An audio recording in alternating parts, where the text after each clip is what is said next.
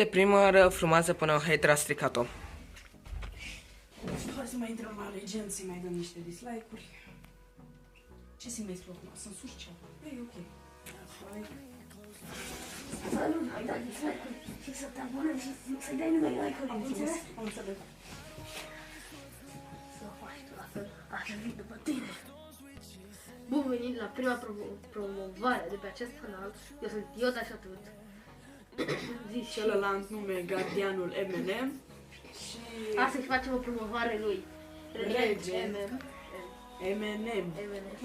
El face videouri cu FIFA, fotbal, foarte bun conținut audio. Calitate bună. Calitatea.